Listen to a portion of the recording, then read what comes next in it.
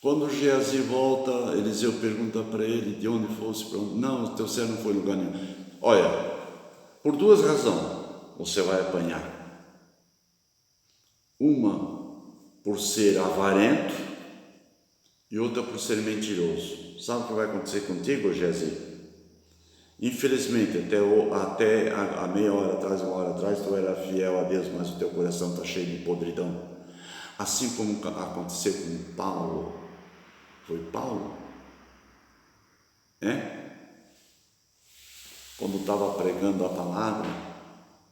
Foi Paulo ou Pedro, não me lembrei. Mas um desses dois não muda muito. E chegou aquele Simão, o mago, e queria comprar o dom do Espírito Santo, e ofereceu tantos dinheiro para Pedro, se não foge a mente. E Pedro disse: olha, que o teu dinheiro e a tua ambição e tudo aquilo vai tudo para o inferno, porque o teu coração tá em fel de amargura por amor ao dinheiro. O amor ao dinheiro é a raiz de todos os males. Não que nós podemos ter dinheiro, o dinheiro do mundo inteiro, mas não pode estar em nosso coração, não podemos ser avarento. Munheca, mão de dura, nunca contribui na igreja. Deixa essa parte de lado. Aí Pedro disse: olha, se tu não te arrepender, tu vai para o inferno. E o Simão, o mago lá, não, ora por mim, eu quero receber esse dom que vocês têm. Sabe por quê? Eles viam o que Pedro estava fazendo, esse milagre, e é comprar aquilo que Pedro tinha para fazer milagre também, para ganhar dinheiro. Quantos, já falei, quantos lazarentos existem por aí, fazendo milagre e ficando podre de rico? Ah, se Deus pega, eu não quero estar perto do chicote de Deus em cima dos lombos. Eu não vi, mas alguém falou para mim, um camarada no fundo da cama, eu podia até citar o nome dele aqui, mas porque já morreu, é com Deus, não estou aqui para julgar, mas diz os criados médicos que ele honrava que nem um touro, pedindo para Deus não levar ele, não morrer. Não podia morrer. Disse que foi um horror, ninguém aguentava no quarto os últimos dias da vida dele. Se depois você quer ligar para mim, eu te digo para você no teu ouvido, mas não grave. Segredo de Estado. Até tenho vergonha de falar o nome, porque eu não estava junto. Se eu estivesse junto, eu falava. Mas alguém que me falou foi uma pessoa de confiança, porque não podia morrer e não queria morrer, porque tinha um. Foi o homem que mais teve problemas com a Polícia Federal, porque nunca declarou um tostão. Foi 2 pessoas na terra, aqui no Brasil, aqui. Aquele primeiro, e o segundo foi o daquele lá do parque ali, esqueci o nome dele ali, Santa Catarina, em Itapema, que tinha um problema com a Polícia Federal. Esse de Itapema, quem falou foi pessoa jurídica para mim. Não podia morrer, porque tinha dinheiro, porque nunca declarou. Só um exemplo para te contar, para você crer o que é o dinheiro, a mão segura no dinheiro. 2 pessoas eu conheci, uma é Rio do Oeste, também não vou dizer o nome dele porque já foi, e outra foi a minha mãe.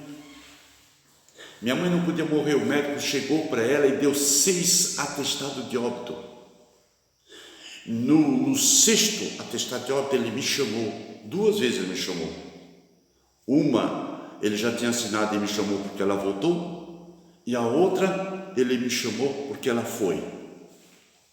Está aqui seu Valdir. Sabe o que acontecia com a velha? Eles estavam enfiando coisa no nariz, na boca, porque ela tinha câncer. De repente ela abriu os olhos. As enfermeiras se desgraçavam, quase mataram as enfermeiras. E eu não atendo mais aquela velha.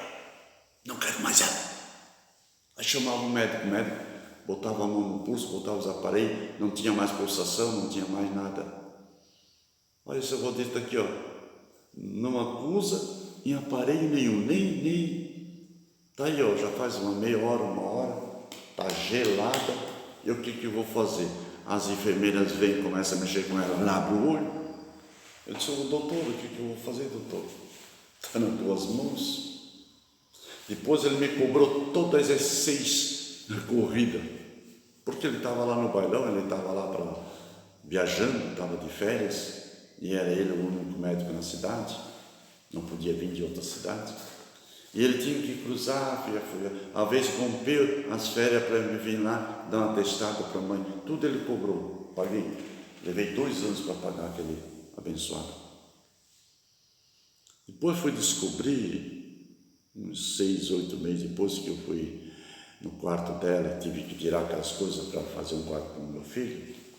Dentro do armário dela tinha uma caixa de dinheiro que ficou não sei quantos anos atrás, que não tinha mais validade nenhuma, até os atuais. Ela ganhava o salário dela de imposto, e depois, antes 7, tinha mais um pouco, que sempre guardou, e aquilo estava atrapalhando a partida dela. E daí, José? Irmãos, mas meu Deus, fugi da pergunta, Jesus. Desculpa. De novo, eu tenho uma barra que começa a entrar em outro assunto, esqueço da pergunta. Aí a lepra veio para Geazi, mas o homem foi curado e foi para casa. Mas quando ele foi para casa, aí entra no versículo que eu vou entrar. Desculpa, eu devia só dar 3 palavras aí. 5, 17 a 19.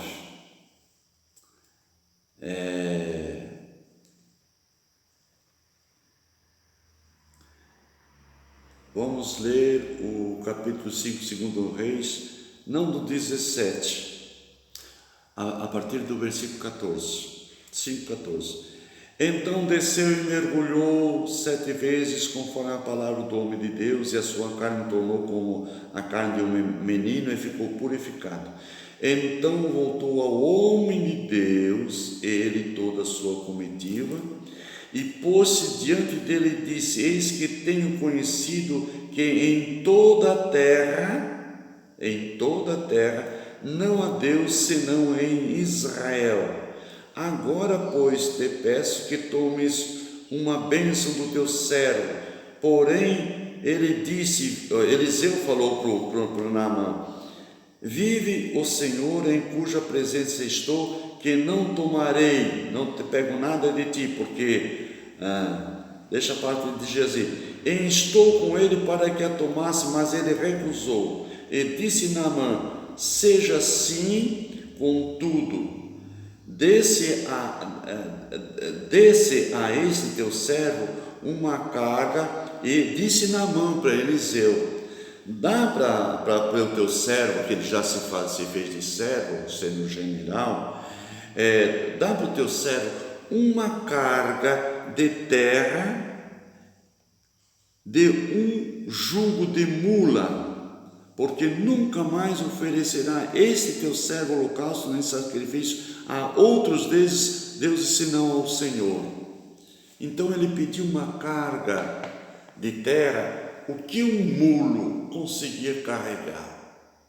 Vamos dizer assim, irmãos, que um mulo carrega 200 quilos, porque se ele consegue carregar um homem forte, 100, vamos dizer 100 quilos, porque tinha que viajar 500 quilômetros.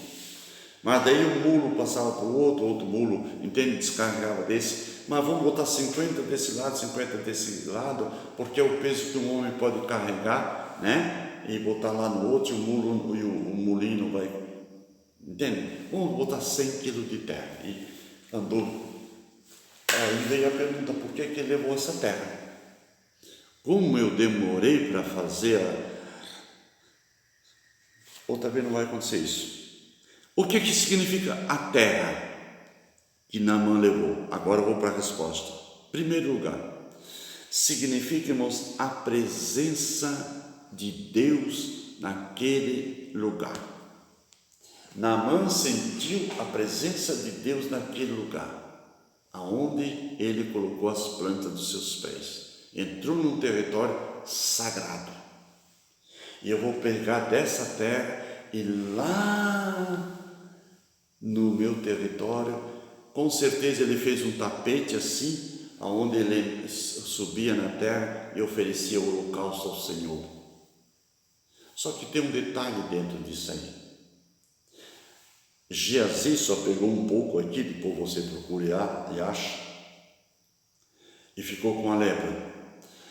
Mas os restos da mula, porque Eliseu não quis mais nada,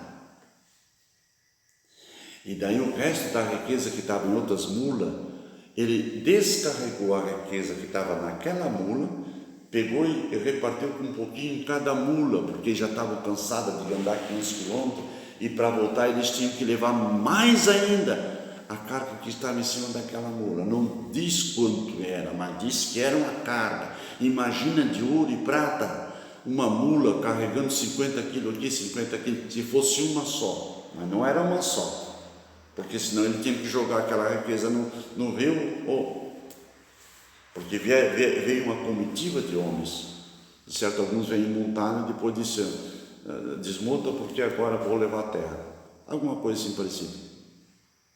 Quando chegou lá, ele entrega todo esse tesouro para aquela menina que testifica do homem de Deus.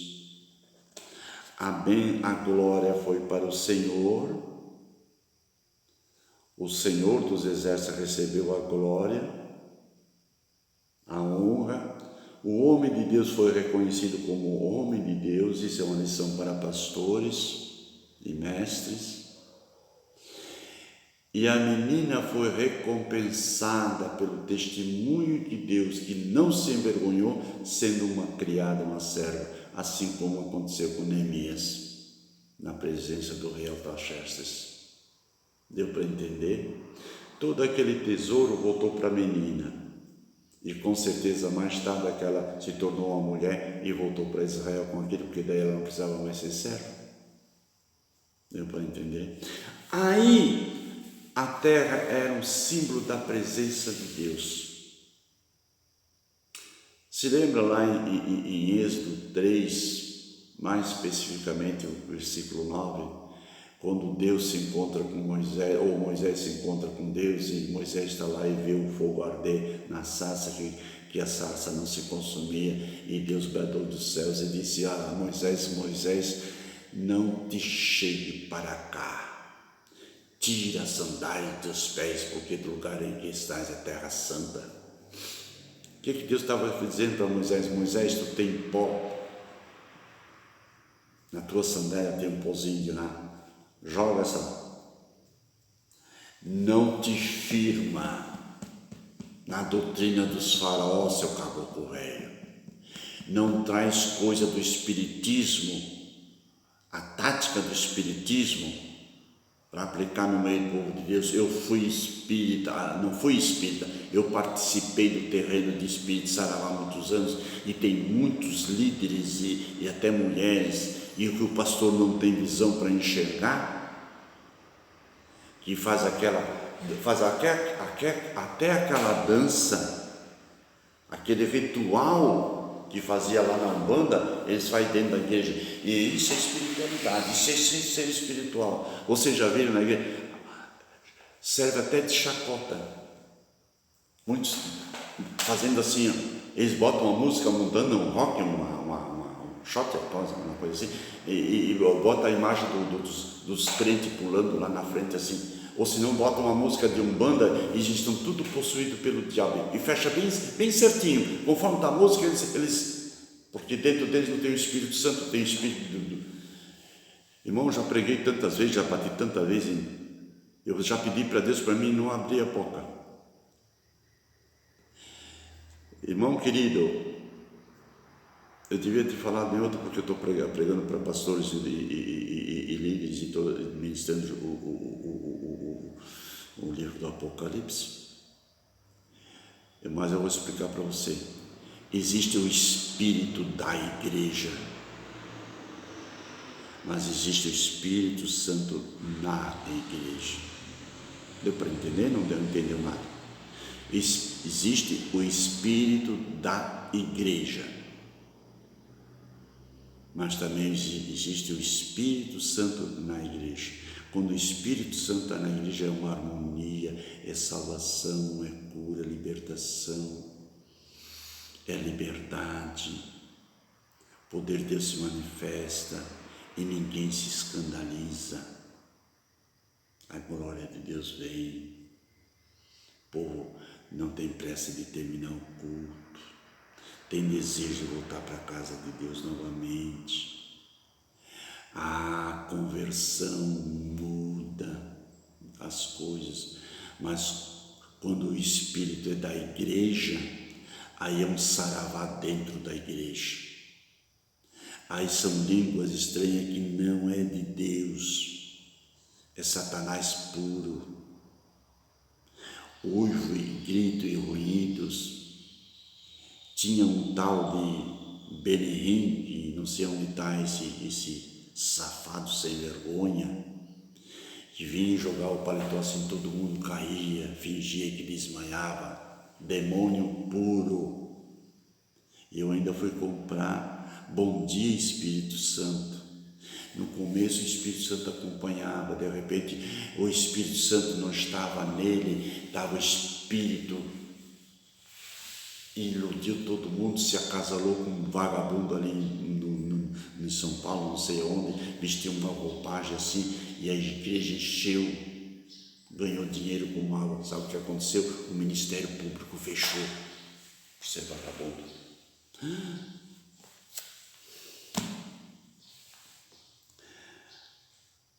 Aí Deus alerta Moisés, porque a terra em que ele estava é lugar santo. Vamos para frente, você vai entender.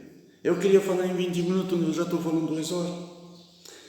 Em Gênesis, no capítulo 28, 16, 17, se lembra quando Jacó chegou lá, fugiu do seu pai, fugiu do seu irmão Esaú, e chegou lá e viu aquele sonho, de uma escada que descia do céu para a terra. Ele disse: esse lugar, ele estava até tremendo, aterrorizado. Este lugar não é outro lugar, senão a casa de Deus ou a porta dos céus. Porque ali a presença do Senhor estava. Sabe por quê? Porque Abraão, seu avô, já tinha passado por ali. Deus disse para Abraão: aonde botar a planta dos teus pés será teu e dos teus filhos. Daí o irmão lê em Gênesis 15, versículo 18, Gênesis 17, versículo 8, e antes você lê em Gênesis 12, de 5 a 9. Não vou ler tudo, você pode ler em casa, você tem Bíblia. Sabe o que significa isso? Quando Abraão chegou, onde ia pisando de cidade em cidade, e edificando altar, Abraão parou em 3 cidades específicas e edificou 3 altares específicos. Não vou falar porque também dá 2 horas de ensino. Eu já estou ensinando, estou ensinando no responder só uma pergunta, mas isso é bom. Eu vou mandar isso para o meu pastor e aí ele pode divulgar para quem quiser. E se você quiser, você pode compartilhar. Ou se você quiser, pode ligar para mim e fazer mais perguntas. Amém? Isso significa delimitação de território. O que é isso, pastor José? Cada animal tem o seu habitat, correto? Ele delimita o seu território. Um exemplo, quando o tia está lá em cima, tio, não sei se sabe, tia, às vezes no Nordeste do Brasil não sabe, tia é um passarinho aqui da nossa região, que quando ele está tio, o tizil também faz ele, tio, ele pula lá em cima e volta, pula lá em cima e volta. Ou o tia está lá em cima, voa numa árvore bem alta, e dá aqueles, não ele dá um rasante e vai. Uma vez por ano, ele está... 2 coisas, ele está chamando a fêmea para acasalar e ele está delimitando o território. O cachorro, quando delimita o seu território, ele já vai lá em cima e dá uma mijadinha bem alta. Ele é pequenininho assim, mas ele mija lá em cima, para quando outro cachorro vem cheirar, e sopa aqui tem, e aquele cachorro mijando mais lá em cima, até que o outro disse, opa, esse território não é meu, tem um lá em cima, eu sou pequenininho, ó. O leão também faz assim, entende o que é? A cobra, a serpente também faz assim. Meu pai dizia, cuida, que nós temos em território que não é nosso. Ela está no habitat dela, se nós não matar ela, ela mata nós. Deu para entender? Eu vou falar mais uma parte, depois vou dar um testemunho. Já passou 20 minutos. De novo, Jesus. Cada 20 minutos eu paro.